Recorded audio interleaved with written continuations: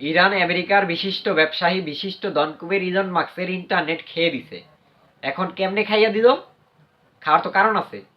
ইরানে বর্তমানে কিন্তু খুব উচ্ছৃঙ্খল পরিস্থিতি, মানে যে একটা পরিস্থিতি, এই পরিস্থিতি সামাল দেওয়ার জন্য ইরান তার নিজের দেশের ইন্টারনেট বন্ধ করে দিছে। এখন কথা হচ্ছে, আমেরিকার ইলন মাস্কের যে ইন্টারনেট, সেই ইন্টারনেটটা কি করছে, সেই দেশে গোপনভাবে কিছু কিছু জায়গায় চালু করছে অবৈধভাবে। অবৈধভাবে কেমন? একটা দেশে বিদেশি কোনো কিছু ব্যবসা প্রতিষ্ঠান চালু হইলে সেটার একটা লাইসেন্স পেতে হয়, যে দেশে চালু করবে সেই দেশ থেকে।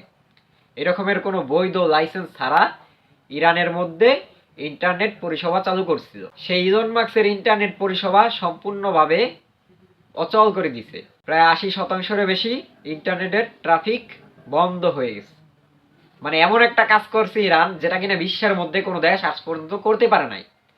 দেখেন, বিশ্বের মধ্যে সবথেকে দামি ইন্টারনেট, উন্নত ইন্টারনেট হচ্ছে ইলন মাস্কের। সেই ইলন মাস্কের ইন্টারনেট খাইয়া দিল ইরান। বিষয়টা কেমন না? তার মানে অনেকে এখনো ইরানের সম্বন্ধে অনেক কিছুই জানে না, কারণ ইরান যত দিন যাচ্ছে নতুন নতুন চমক নিয়ে আসতেছে। ইরান এমন একটা দেশ যারা নিজেদের দেশের জনগণকেও কন্ট্রোল করতেছে, পাশাপাশি অন্য অন্য বিদেশি শক্তি তাদেরকেও কিন্তু কন্ট্রোল করতেছে।